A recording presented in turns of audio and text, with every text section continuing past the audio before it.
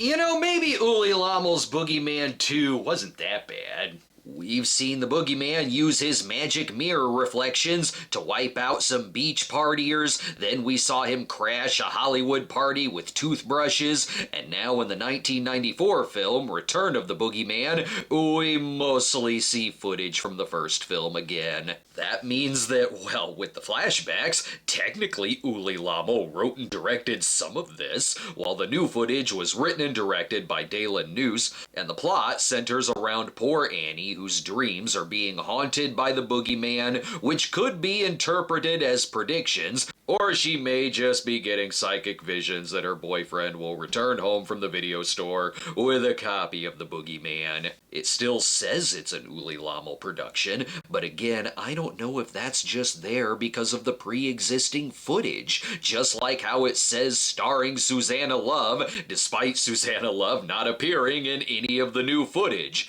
And dare I ask who the hell Dick Quick is? Whoever this is could be getting chased onto yet another beach by the Boogeyman, or there could be a friendly neighborhood beach bum lurking around. Annie quickly realized it was best to run around without shoes. Why'd she even bring her cowboy boots to the beach anyway? Unlike in the second film, we do get new shots of the ghostly boyfriend from the first, still roaming around with panties on his head. You're always around mirrors, you should know that you look stupid. See, she shouldn't have tired herself out from all the frolicking. Now you gotta run for dear life, where no one else on the beach seems to be aware that there's a damn mirror ghost chasing her. We're used to those panty-wearing killers lurking about. I guess that was another nightmare. I don't know, she still looks fantastic. As if she's resting in the care of her doctor. Annie has been my guest at the beach house for the last 3 months. We've gone through various types of therapy. I've made sure all the doors are locked. One day she will have a dream which foretells her falling madly in love with me. Hey, that futon isn't too uncomfortable, is it? What's wrong? Having trouble falling asleep at 1 in the afternoon? The visions are making her toss and turn, like how the Boogeyman apparently has a car now. What is even happening here? Is this a Boogeyman movie or someone's Audrey from Twin Peaks fan fiction? Whatever, it's just killing time. Like how in the second film, Lacey was telling the Hollywood director all about her experiences in the first, where here we have Annie, who was never mentioned in the series before, telling her doctor all about the events of the first. I know, damn it, I know. Having seen both Boogeyman and Boogeyman 2, I'm probably more well-versed on the events of the original film than the director. In fact, I think that is the case, because I'm noticing all the things they're getting wrong.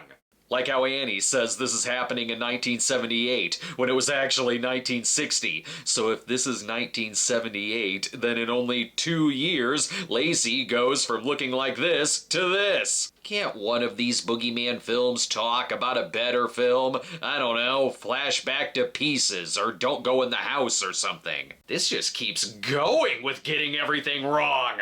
What's her name? Her name is Natalie.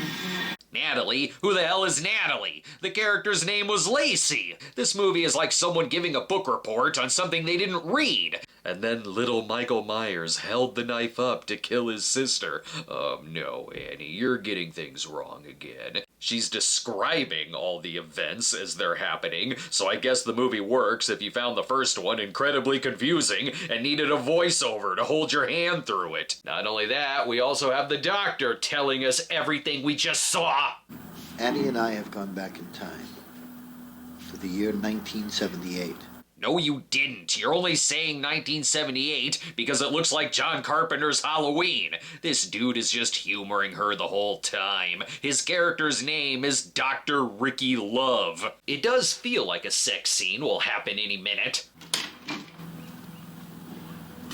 Yes? Mr. Love, I heard about your studies and I would be extremely interested in talking to you. What, am I watching a porno sequel to the Boogeyman? Yes, I am a handsome American delivery man. May I check the cable in your plumbing? On the bright side, it's proven that it does have a director. Look, there's the director's chair right there in the shot. Again, have you tried just letting her sleep at night? At least close the blinds. Do you have any Z-Quill on hand? It even starts flashing back to other things. This footage right here isn't even from the Boogeyman. Guess they wanted an electrocution death somewhere, because now it's showing us a death scene from another Uli Lommel film. This comes from his 1982 movie Brainwaves. Yes, Annie, tell me more about the bubble bath. Don't mind the pool boy. He's recording everything for me in case I miss the subtle details of Brainwaves. I understand the confusion. If I didn't know any better, I'd assume this was a death scene from the Boogeyman, because it looks like something that would happen in that film. Also, I think they wanted nudity in the movie, so they just picked an Uli Lommel death that had a topless scene. Probably why they keep showing us this death over and over again. Anyway, she's back asleep again, so they continue their conversation. We're gonna have to go over to apartment 12 and convince everyone there that we're not crazy. Will you two please go in the other room? I'm on 3 days without sleep. I wish someone could hold my hand through this. Where are they even going? I'm gonna be sorry I asked, aren't I? This is the city of a million stories. Every second there is another one. Dr. Love, why did you bring me to a birthday party hosted by serial killers? Is this supposed to be a therapy group or something? Bizarre crowd at Willard Drive. A rock band and their impresario.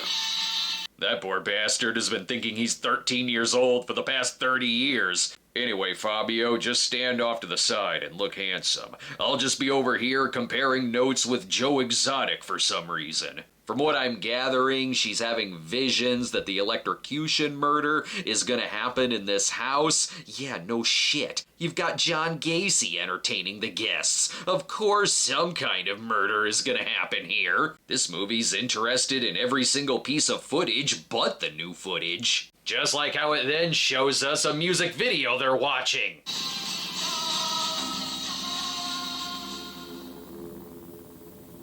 Yeah, I'm not gonna let the sound going out get in the way of my rockin' and rollin' for 24 hours straight. Oh my god, can we please just watch Grease instead? I'm begging you. Not only does the movie stop to use the sink, it also checks the time. 10 o'clock. Nothing unusual yet. What do you mean yet? I find it hard to believe that anything is gonna happen in this. It's like the voiceover from Nuki that kept saying, "Oh, 500 hours, nothing interesting happening yet." Let's take a break. I've already shown the Brainwaves trailer once in a review, so let's show it again. They force us to endure what we cannot understand. Brainwaves. They have violated the laws of nature.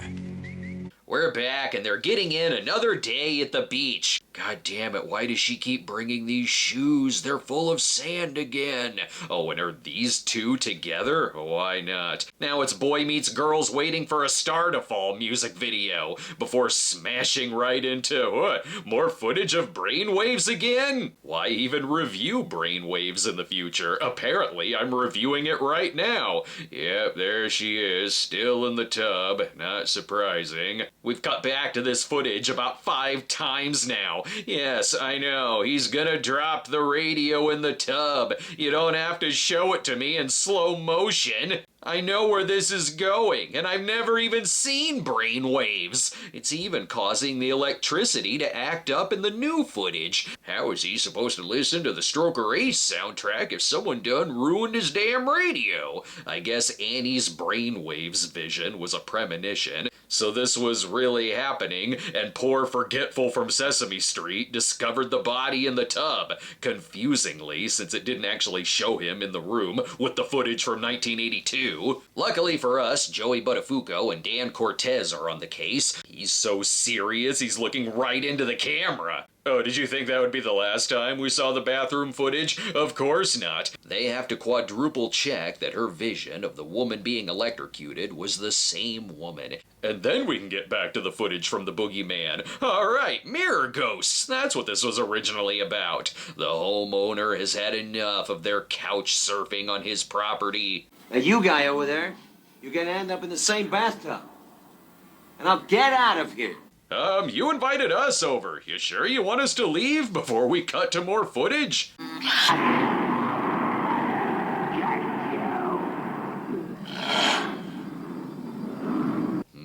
Concerned Alan Jackson face. It's getting crazy. She's on a couch having visions of Lacey on a couch also having visions. The new footage just seems to be a remake of all the John Carradine scenes from the first. Now they're talking about the possibility of Natalie taking over Annie's body, and maybe talking to the mirror will help. Yeah, that's great, except I still don't know who Natalie is. You mean Lacey? See, look, here's Lacey right now, as Annie is telling us that this is 15 years later, so according to this movie, if the part where she was a kid was 1978, I guess this is supposed to be 1993? Like hell it is! Where's all the PB crisps? This is Flashback Inception. First Annie was flashing back to the opening scene of the Boogeyman, and now she's flashing back to Lacey, who then starts flashing back to the opening of the Boogeyman. How can a movie that is such a creative dead zone leave me asking so many questions? Like how the narrators are telling us what the characters in the old footage are saying.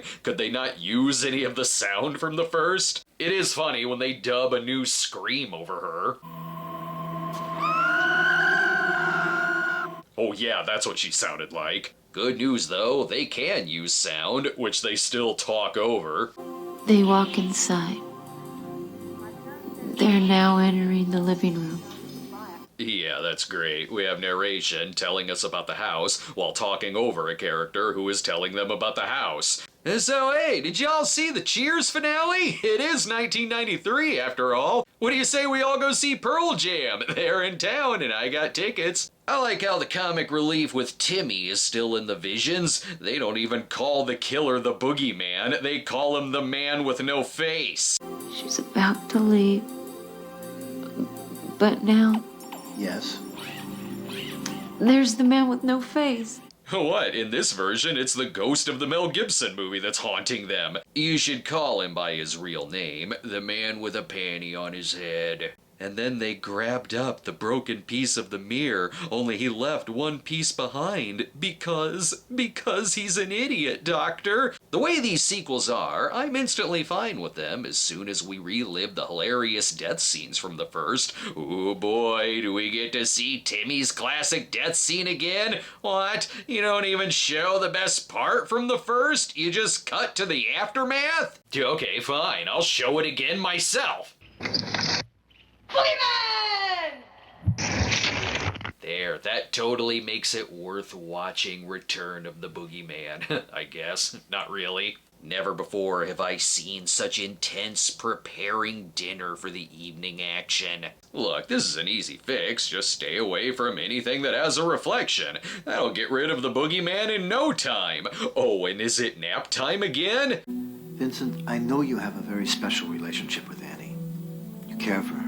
Ugh, dear Lord, will the two of you just put this in an email? Or could you close the door at least? You're keeping me awake more than the ghost. Makes sense that when she finally does fall asleep, she dreams of the fake-out dream sequence from the first. That scene didn't have anything to do with anything in the original, so why would it have anything to do with the plot here either? Other than it wants to get a bra and panty shot in the flick. It wouldn't surprise me if these sequels were only made so that the first would look like a classic by comparison. The first wasn't any good either, but compared to 2 and 3, it was at least a movie. All this is doing is taking some footage and making it look like a multimedia student in high school made a music video out of it. Mixed in with the doctor taking more notes on what method of therapy he's gonna pull out his ass next. There it is again. I see the mirror.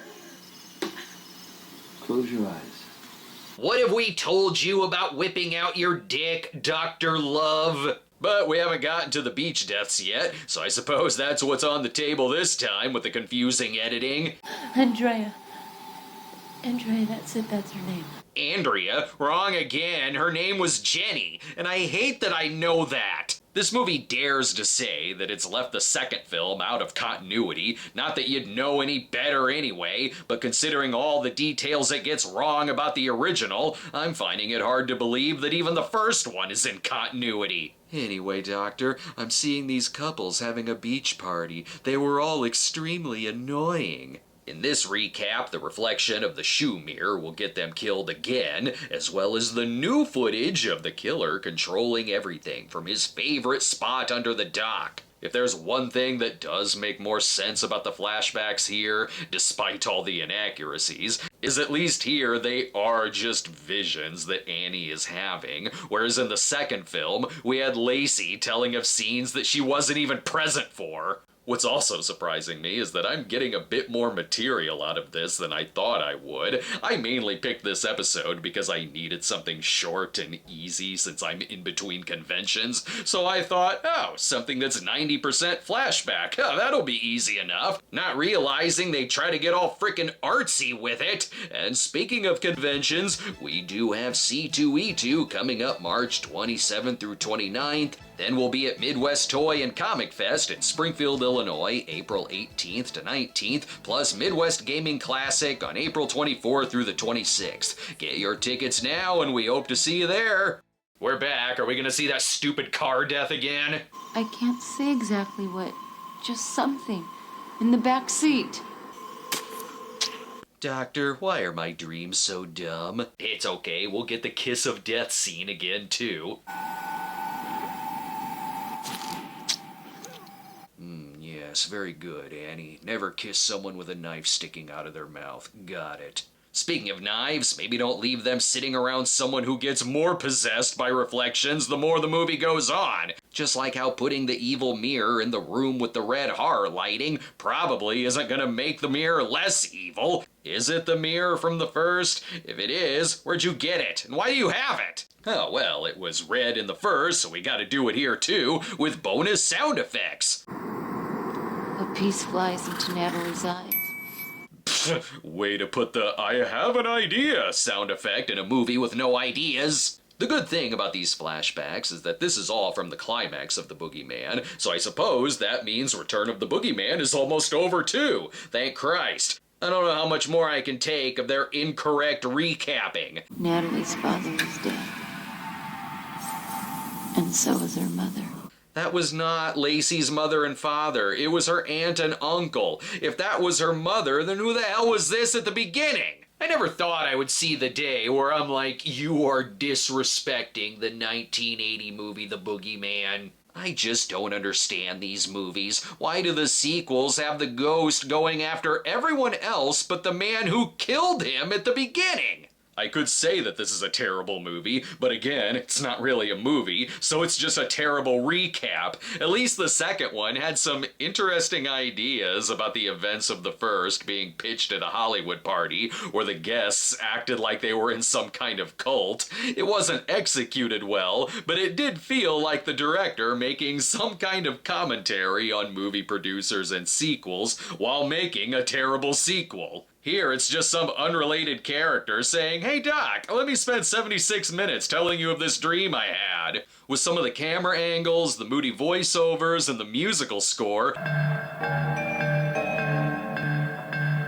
I think it wants to be this David Lynchian recap of the Boogeyman, but instead it comes across like an artsier Crazy Fat Ethel 2, which was also mostly reused scenes of the previous. Great, so now we've seen the mirror get blown up again. What more is there left to cover? And to think, all I had to do was just remember the ending of the Boogeyman, where it blew up. Thanks, Doctor, for nothing. Somehow it still gets weirder.